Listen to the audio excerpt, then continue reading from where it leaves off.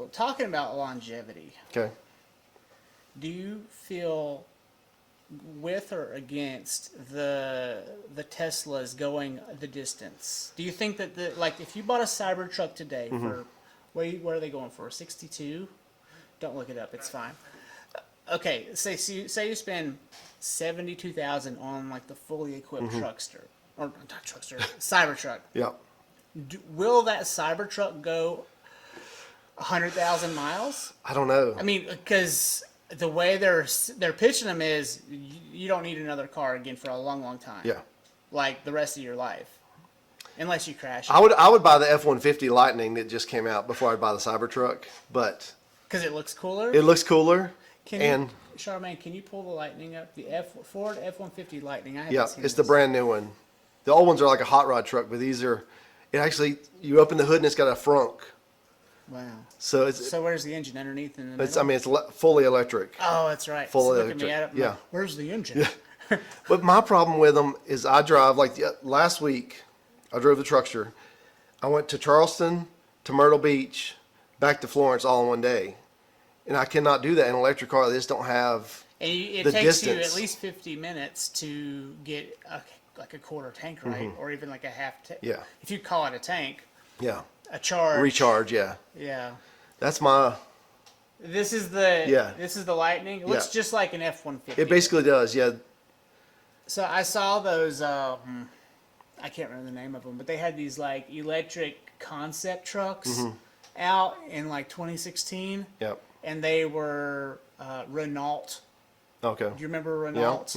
And they look badass, but they were just like concepts, I guess. Yeah. Never made anything. Yeah, so they're like 400 grand and there's only like 18 of them or something. Yeah. And so there's no way to get from A to B on that, right? No Yeah. one's going to do that. But in this case, like, what are they selling these for versus the Cybertruck? Do you know? The price hasn't come out yet. Like they just debuted this like 2 months ago. But you see how it's like the trunk's in the front, Yeah. but it can tow.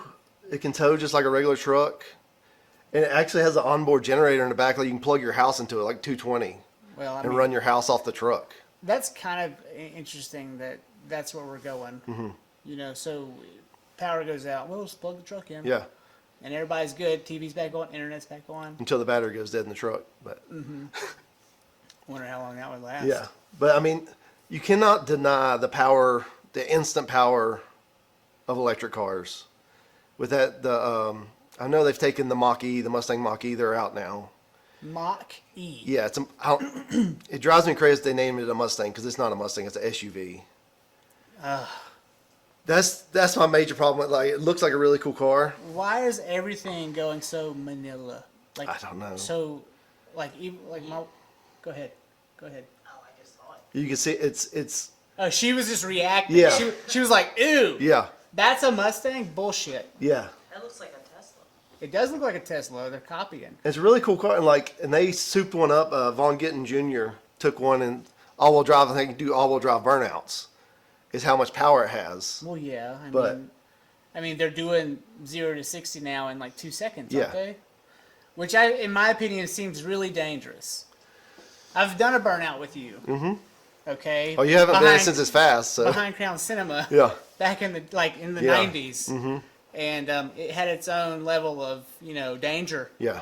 Okay, but you were going 0 to 60 in how much then? Like, It's probably like 3.5 seconds. okay, and so now you're cutting that in half, and you're in what's that mode called on Tesla? Oh, what do they call it? Like extreme mode or something? Yeah. Yeah, right. You're in plaid mode Yeah. or whatever they call it, and then see the crash. Yes, speaking of it, there's a crash. And you're like, and so you're an idiot. You're 18. You're in your dad's Cybertruck. Yeah. And you plow into like a bunch of school children. Yeah. That's what scares me.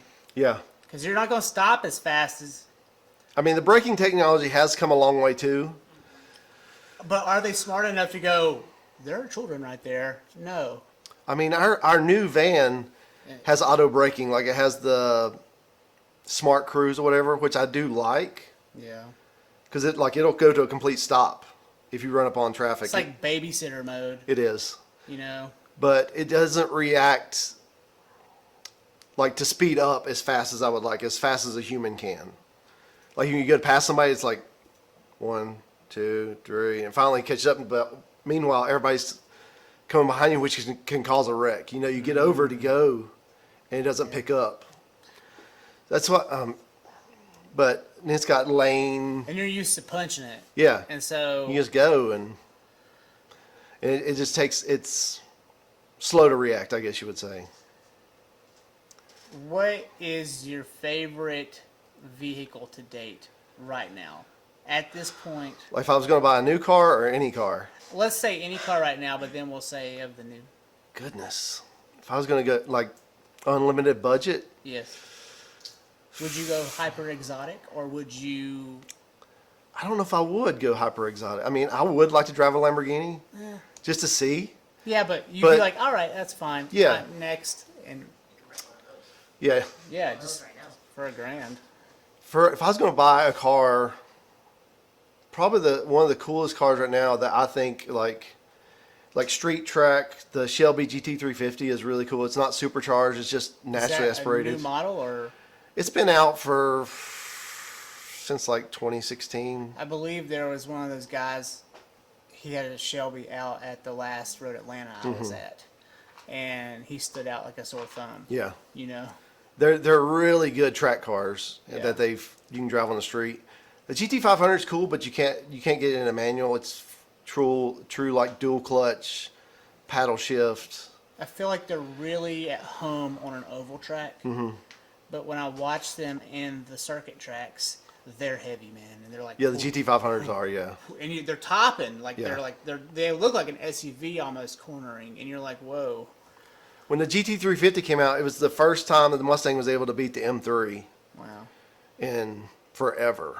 Yeah. 'Cause, you know, BMW's right up there with their M3. But I mean, I like the BMW stuff too.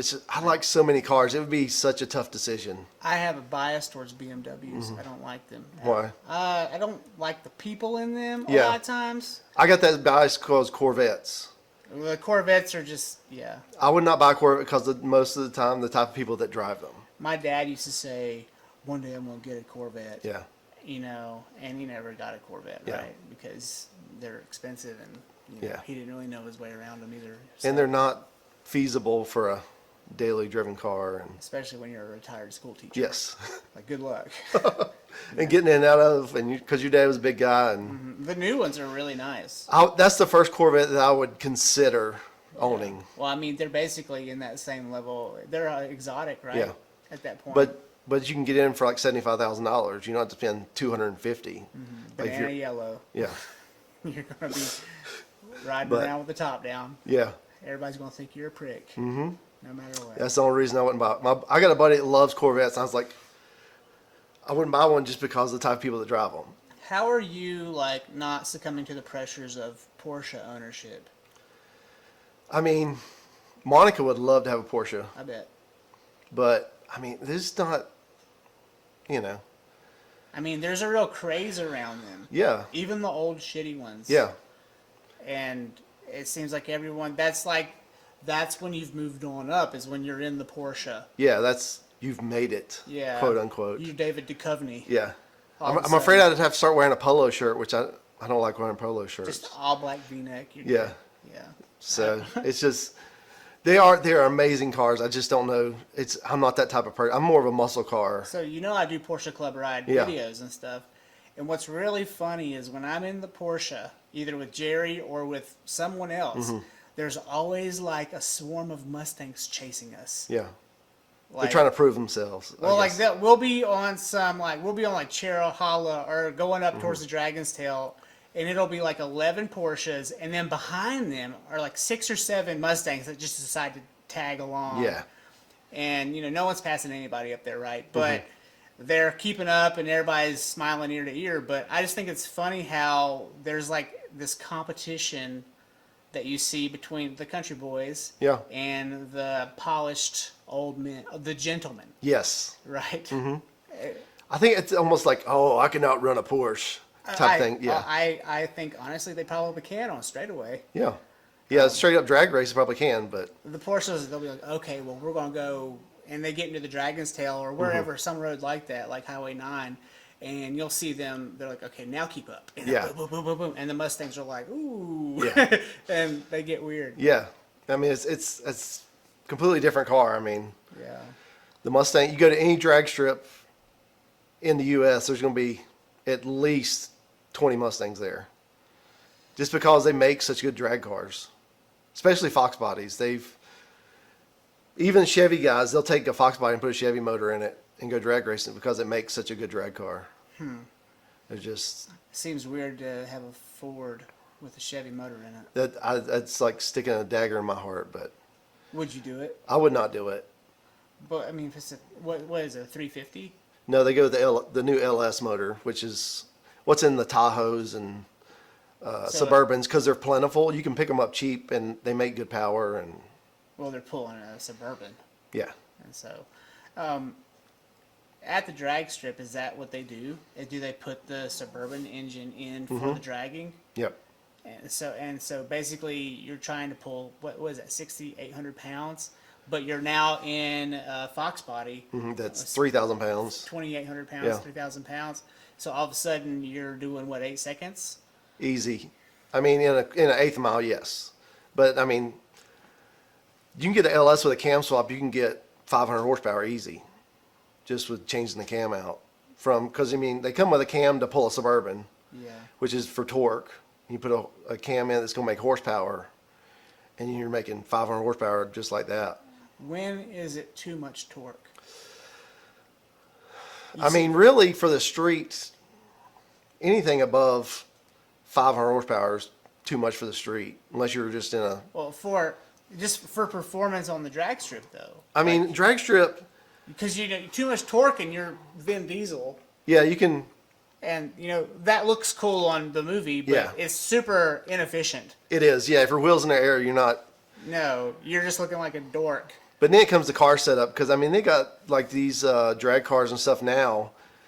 You get your suspension set up right. I mean, they're like 3,000 horsepower drag cars. So they're putting weights in the front then? Yeah, they weigh it, and I mean there's a lot of stuff to it, the suspension and different tires, and just getting it all set up right.